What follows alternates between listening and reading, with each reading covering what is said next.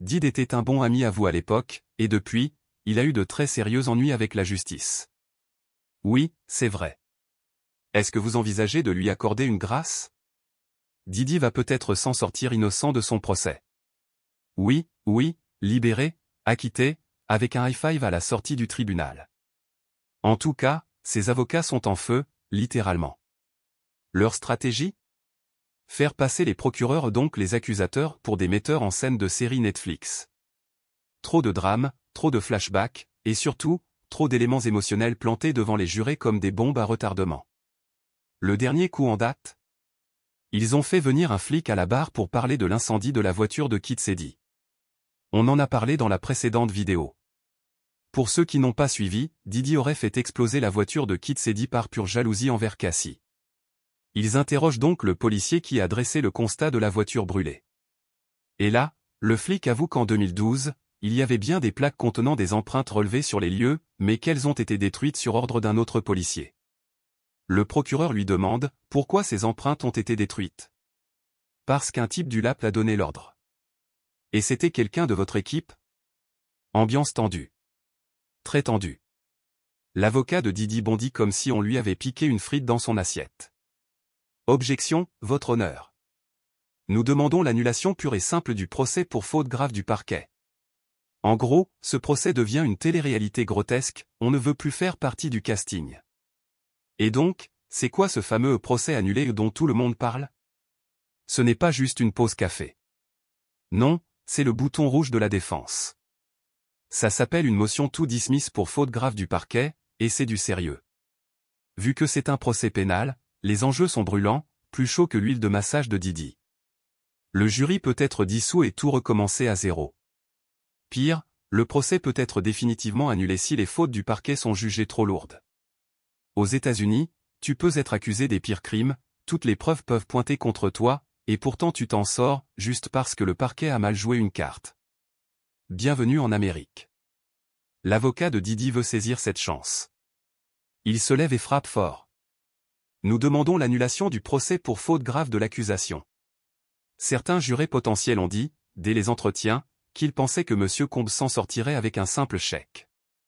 Ces théories du complot sont déjà partout. Et là, les procureurs leur donnent du carburant. Ils n'auraient jamais dû demander si c'était Didi lui-même qui avait ordonné la destruction des empreintes. Le mal est fait. Le jury l'a entendu. Et on ne peut pas effacer ça avec une simple objection. La seule issue honnête, maintenant, c'est de déclarer le procès nul. Vous imaginez? On frôle l'annulation du procès. Mais heureusement, le juge garde son calme. Il dit non à l'annulation pure et simple, mais il valide les protestations précédentes. Ce qu'on vient d'entendre n'est pas une preuve recevable. En gros, bouchez-vous les oreilles, oubliez ce que vous venez d'entendre. Donc, ils n'ont pas réussi à annuler le procès cette fois, mais, ça commence à sentir bon pour P. Diddy. Façon de parler. Selon plusieurs analystes judiciaires, c'est Diddy qui mène au point. Même après que ses avocats ont admis, texto, que leur client avait bel et bien été violent dans sa relation avec Cassie, les procureurs galèrent toujours à prouver les accusations les plus lourdes, celles qui pourraient lui valoir la prison à vie. Et ces accusations, c'est quoi exactement? Le gouvernement essaie de faire passer Diddy pour un gourou du dark web. Ils veulent prouver qu'il dirigeait tout un réseau criminel, enlèvement, trafic d'êtres humains, violence conjugale, et implication de mineurs. Mais les avocats de Diddy répondent. Attendez, oui, notre client est un connard fini. Aucun doute là-dessus. Il a trompé, manipulé, frappé, humilié, d'accord. Mais ce n'est pas Pablo Escobar non plus, faut pas pousser. Et pour l'instant, c'est cette version-là qui tient le mieux. Témoignage de Will Smith, d'Ashton Kutcher. Ce week-end, Internet s'est enflammé. Des vidéos chocs ont tourné partout. Will Smith à la barre. Ashton Kutcher qui balance des trucs graves. Des montages si bien faits qu'on se croyait dans un épisode bonus de Black Mirror. Mais calmons-nous 2 secondes. Tout est faux. Archi faux. Comme cette fameuse vidéo de Jason Momoa, censé s'être moqué d'Amber Heard pendant son procès contre Johnny Depp. C'était du pipeau. Alors ceux qui rêvaient d'un Hollywood contre Diddy, avec des stars qui tombent comme des dominos, vous pouvez ranger le popcorn. À ce jour, aucune célébrité n'a été appelée à la barre. Et même si plein de stars ont traîné pendant des années dans les soirées bizarres de Didi ou ses clips bling bling, rien ne prouve leur implication directe. Et surtout, Hollywood a activé son super pouvoir préféré, le ghosting judiciaire. À ce rythme, toute l'industrie du divertissement va sortir de cette affaire sans une tache sur leur costard en or. Mais que voulez-vous? Les stars américaines, c'est tous des faillots. Dans ma dernière vidéo, j'ai dit que Neyo et H ont été témoins des violences de Didi contre Cassie. Ils n'ont jamais rien dit. Mais qu'attendre de leur part? Neyo, récemment, a dit qu'il était en couple avec 4 femmes en même temps, et qu'il appelait ça une relation honnête et sincère. Rien contre ça si c'est fait dans le respect. Mais ça montre bien qu'ils vivent dans un autre monde, avec d'autres valeurs. Ur, lui, a grandi dans le manoir de Didi. Il a vu les soirées fric. Il a participé aux trucs les plus fous et dégueulasses. Imaginez ce qui est choquant pour un enfant normal, qui devient normal pour lui. C'est pour ça que sur scène, il se permet des choses vraiment limites. Justin Bieber, c'est pareil. Tout petit, il a été dévergondé. Il valide des choses ignobles. Là, il ne dit rien sur Didi. Soit il a peur, soit il valide les horreurs. Il y a peu, il a soutenu Chris Brown, remis en liberté sous caution après une nouvelle affaire de violence contre une femme.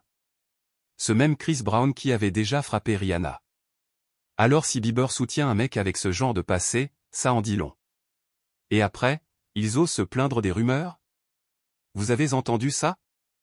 Les avocats de Didi ont même demandé l'interdiction de la diffusion d'infos sur les réseaux sociaux. Ils ont voulu bloquer les retranscriptions écrites du procès. Celles que je lis pour faire mes vidéos. Et ils voulaient interdire ça. Heureusement que le juge a refusé. On est passé à 2 doigts de ne plus rien savoir sur ce procès. Ils auraient pu tout régler en silence, peinard. Mais un like sur cette vidéo, c'est essentiel. N'oubliez pas, chaque like équivaut à une pichenette sur les Y de Didi. Oui, à chaque fois que vous cliquez, lui, il en prend une. Alors, à ton avis, Didi va s'en sortir libre, ou bien il va prendre 300 ans de prison avec ce procès? Si tu étais juré, tu aurais voté quoi? Dans les commentaires, écris l'innocent ou coupable. Et surtout, dis-moi, es-tu prêt à découvrir les témoignages les plus durs, les plus glaçants, du procès le plus sale du showbiz? Allez, c'est parti. Maman de Cassie entre en scène. Mais d'abord, félicitations à Cassie Ventura. Elle vient tout juste d'accoucher, il y a à peine une journée. Son 3e enfant. Oui, tu te rends compte qu'elle a failli accoucher pendant qu'elle témoignait contre Didi. Alors, un like rien que pour la féliciter. Aujourd'hui, on va parler de sa mère. Regina Ventura. Une daronne solide. Elle a payé $20 000, rien que pour protéger sa fille. Et là, elle est venue témoigner au tribunal. Émouvant. Glaçant. Accablant. Les avocats de Didi? Même pas eu le cran de la contre-interroger. Ils ont juste dit, non, c'est bon, on passe. C'est dire la puissance de ce qu'elle avait à révéler. Comment avez-vous rencontré Sean Combs? En 2006, Cassie a signé chez Bad Boy Records. Il était son patron.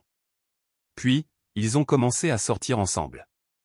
Lisez ce message de décembre 2011, Didi menace de publier une vidéo et de s'en prendre à moi et à Monsieur Scotty. Réaction de sa mère? J'ai failli vomir. Didi exigeait $20 000 de compensation. Une vraie rançon de mafieux. Et elle a payé. Elle a pris un crédit juste pour protéger sa fille. Et là, franchement, tu te dis, Didi, t'es un rat. Avec toute la fortune qu'il a, il gratte 20 000 balles? Sérieux? C'est si vital pour toi, frère? Et dans le dossier qu'elle a apporté? Des photos. Les bleus sur le corps de Cassie. Les coups portés par Sean Combs. Des preuves, en photo, de toutes les violences subies. Sur mon Telegram, il y a tout. Et ce n'est que le début. Mia, l'ancienne assistante. Pseudonyme. Elle a bossé pour lui, d'abord comme assistante personnelle, puis comme directrice du développement chez Revolt Film. Dès son premier jour? Pas de sommeil pendant 24 heures. Et ça devient la norme. Un rythme infernal. Elle gérait tout, ses réveils, ses caprices, ses nuits blanches. Mais le pire, c'était la violence. Elle raconte, il l'a jeté contre un mur, plaqué, balancé dans une piscine, renverser un seau d'eau glacée sur sa tête, non, ce n'était pas le Ice Bucket Challenge, claquer une porte sur son bras juste pour reprendre un téléphone qu'il soupçonnait contenir des photos douteuses. Et il l'a aussi agressée sexuellement, à plusieurs reprises. Elle n'a jamais consenti. Il n'y avait pas de non possible. Elle avait peur. Pour sa vie, sa carrière, sa réputation. Et là, je t'avoue, j'ai du mal. C'est atroce. Horrible. J'ai envie de défoncer Didi. Mais elle, pourquoi elle est restée? Pourquoi elle continuait à le soutenir? Pour elle, sa réputation et sa carrière étaient plus importantes que sa santé mentale. Elle explique que Didi la traitait parfois comme une collaboratrice proche, parfois comme une moins que rien. Il l'humiliait, la terrorisait, la contrôlait. Et pourtant, tous disent qu'il avait un charisme fou. Il savait manipuler, imposer, dominer. Toi, tu le regardes, tu te dis, charismatique? Lui? Tu lui mets une gifle, il tombe. Mais non. Il avait un pouvoir sur les gens. Il les droguait, aussi. Est-ce que vous consommiez des substances avant de travailler avec lui? Non. Et vous avez commencé à consommer quand? Quand j'ai commencé à bosser pour lui. C'est Puf qui m'en a donné la première fois. Il m'a dit, bienvenue dans le club. Ça, c'est pour le petit-déj. À ce moment-là, elle a cru qu'elle faisait enfin partie du cercle. Qu'elle était acceptée. Elle voulait être vue comme son amie. Sa partenaire. Elle voulait exister. Avez-vous consommé des amphétamines? Oui. Au Burning Man. Dans un bus VIP. Les rideaux tirés. Des drogues dans les assiettes. Elle a dit non. Il a insisté. Tu gâches l'ambiance. Elle a essayé de faire semblant. Il s'est rapproché, a pris une dose, l'a forcé à la prendre. Vous vouliez la prendre? Non. Mais vous aviez le choix. Aucun. Est-ce que Combs consommait lui aussi pendant le travail? Oui. Il bossait tout le temps. Donc, il était tout le temps sous quelque chose. Et comment il la traitait? Parfois comme une amie. Parfois comme une merde. Elle décrit la relation entre Cassie et Didi comme toxique. Il contrôlait tout. L'apparence, les horaires, les choix artistiques. Toute sa vie. Un jour, il est rentré chez elle, furieux. Il l'a jetée au sol. A crié qu'il allait la violer. Mia a sauté sur lui pour l'arrêter. Il l'a projeté contre un mur. Elle a compris. Ce mec était dangereux. Et quand on lui demande pourquoi elle n'a jamais porté plainte? Réponse, je ne savais pas que j'avais le droit de parler s'il n'y avait pas de témoin. Et le pire? Se souvenir. Mia dormait dans sa chambre d'hôtel. Cassie a fait irruption. Aide-moi, il va me tuer. Elles ont poussé les meubles contre la porte. Puf frappait, hurlait derrière. Elles ont fui par la véranda qui donnait sur la plage. Je me souviens, on courait. Ils couraient derrière nous. C'était comme un film d'horreur. Elles ont pris des planches de surf, ramées au large. Je me suis retourné. Il devenait de plus en plus petit. La mer était calme. On est allé très loin. Et là, Netflix, si vous ne faites pas un film là-dessus, je comprends pas. Parce qu'on a un des scénarios les plus fous, les plus poignants. Et avec tout le bruit médiatique, c'est déjà une bombe. Le contre-interrogatoire? Brutal. Brian Steele, avocat de Didi, entre direct dans le vif. Il veut discréditer Mia. Il projette une série de publications Instagram. À l'époque, Mia travaillait encore pour Didi. Des photos. Des stories. Des messages où elle le décrit comme un mentor. Un ami. Un homme inspirant. Par exemple, un message d'anniversaire, publié 5 ans après une agression présumée, où elle remercie Didi pour son soutien. Pour son inspiration. Et voilà. Bienvenue dans le procès le plus dérangeant de l'industrie musicale. Elle termine sa déclaration par ces mots, tremblant mais sincères, « Je suis reconnaissante de t'avoir dans ma vie ». Son avocat, avec un petit sourire en coin, la provoque gentiment. Comment expliquez-vous autant de chaleur publique envers un homme que vous accusez aujourd'hui? Elle prend une inspiration, le regard fixe, et répond. Mon Instagram, c'était une vitrine. Une façade. Je ne voulais pas que ma famille découvre ce que je vivais réellement. Chez Didi, tout le monde devait relayer une image positive. C'était une règle non dite. Elle ajoute, presque en murmurant. Vous l'appeliez un meilleur ami. Mais comment peut-on dire ça d'un agresseur? La salle retient son souffle. Puis elle lâche. Demandez ça à mon thérapeute. Quelques rires nerveux s'élèvent dans la pièce. Et pourquoi ai-je eu besoin qu'on me dise que c'était mal d'être menacé? Parce que mon cerveau logique et mon cerveau traumatisé ne fonctionnaient pas de la même manière. Quand on est sous emprise, on ne vit pas. On survit. C'est tout ce qu'on peut faire. Après ces témoignages un peu bancals, Didi affiche un discret sourire dans la salle. Son fils Quincy, ainsi que d'autres proches, échangent des regards satisfaits, comme s'il venait de marquer un point. L'immunité. Mais vous ne vous demandez pas comment il se fait que tous les témoins, un à un, balancent des choses gravissimes sur eux-mêmes? Genre, oui, je prenais de la coke, oui, j'ai vendu des substances, oui, j'ai participé à des violences. Et pourtant, ils n'ont pas peur de le dire, là, devant les juges, les flics, tout le monde. C'est parce qu'ils ont tous un deal d'immunité. En gros, si tu veux que les gens balancent des trucs vraiment criminels, tu leur donnes un micro et l'impunité. Un témoin qui raconte tout, même ses propres crimes, sans jamais craindre les conséquences. C'est exactement ce qu'ont obtenu David James, l'ancien assistant personnel et fournisseur de substances, et Lil Rod, l'ex-vidéaste, celui qui filmait tout pendant les soirées fricf. Ces deux-là, et même la majorité des témoins, auraient pu tomber lourdement. Prison ferme. Mais ils détenaient ce que la justice voulait vraiment, les détails, les vidéos, les coulisses. Alors, puisque faire tomber PID est plus important, on protège les seconds rôles. On les laisse filer, pour atteindre le boss final. Un autre témoin qui a lâché du lourd, c'est Georges Kaplan, ex-assistant personnel lui aussi. Encore un. Son taf? Nettoyer les scènes de crime après les soirées, faire disparaître les preuves, essuyer les fluides corporels, camoufler les traces avant que le personnel de l'hôtel n'arrive. Un vrai cauchemar. Il parle de cire de bougie, d'huile pour bébé, de sang. Ce n'était pas un boulot. C'était une mission secrète. Mais à force de frotter les murs, il a fini par craquer. Il dit qu'il a quitté son poste le jour où il a vu, de ses propres yeux, Didi frapper une femme. J'étais mal à l'aise avec ce que je voyais, même par fragments, dit-il. Je ne voulais pas être complice. Il n'a pas dénoncé tout de suite. Mais il est parti. Et c'est fou de penser qu'il y avait des assistants juste pour nettoyer après des partous et des orgies. Ça devait lui coûter un budget colossal. On voit bien que son vrai business, c'était pas la musique. C'était les soirées.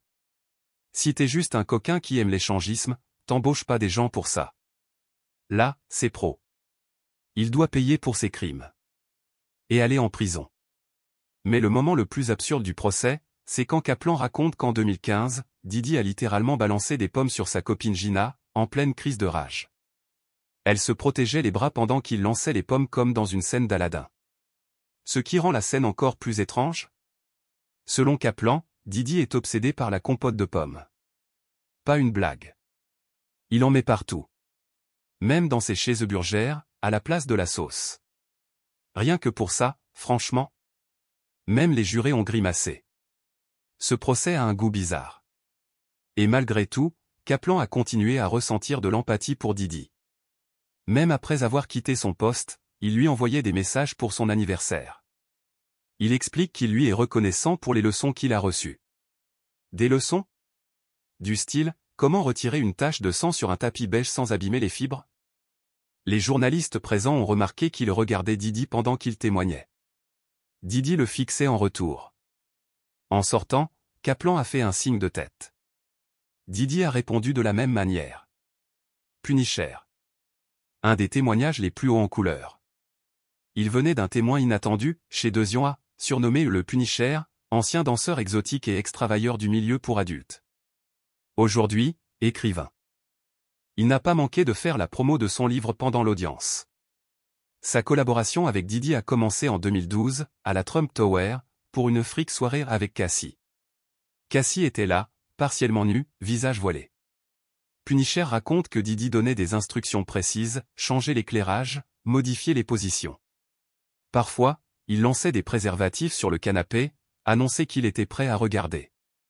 Concernant Cassie, Punisher dit qu'elle fronçait les sourcils parfois, mais ne montrait aucun signe de contrainte évidente. Il insiste, tout lui semblait professionnel, sans émotion. Il était payé 8 cents pour la première fois, puis 1002 cents pour signer une clause de confidentialité. Moment gênant, il raconte qu'il n'a pas pu lever le barreau. Trop de pression. Il dit : « J'étais pas à l'aise avec un mec aussi célèbre qui me fixait comme ça. » Didi s'est énervé, l'a insulté, lui a dit qu'il ne serait pas payé. Il voulait absolument voir sa semence. Punisher, stressé, a fini par se terminer le tout seul sur Cassie.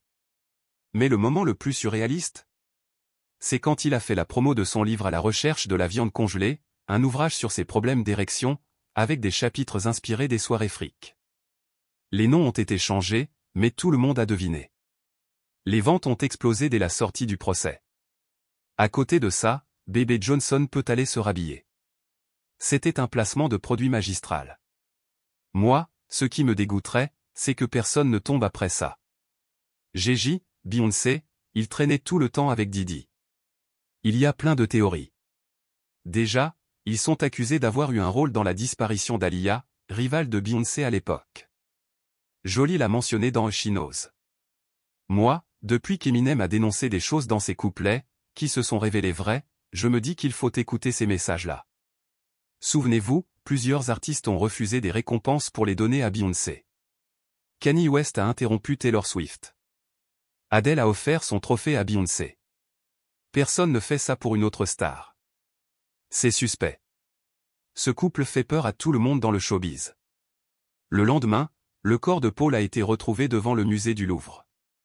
Pour moi, la carrière musicale de Didi, c'est une couverture. Les disques, les parfums, les clips, les jets privés, derrière, c'est un système. Il a brouillé les pistes avec brio. Mais son business légal servait ses fantasmes les plus sombres. Tout était filmé. Des gigas, des téraoctets de vidéos compromettantes. Des images de gens puissants. Du chantage à l'argent. Et si ne serait-ce qu'une fraction de tout cela est vrai, Didi risque la perpétuité. Mais surtout, la vraie question, qui savait? Qui veut le faire tomber? Qui le protège? Ça sent la guerre de l'ombre.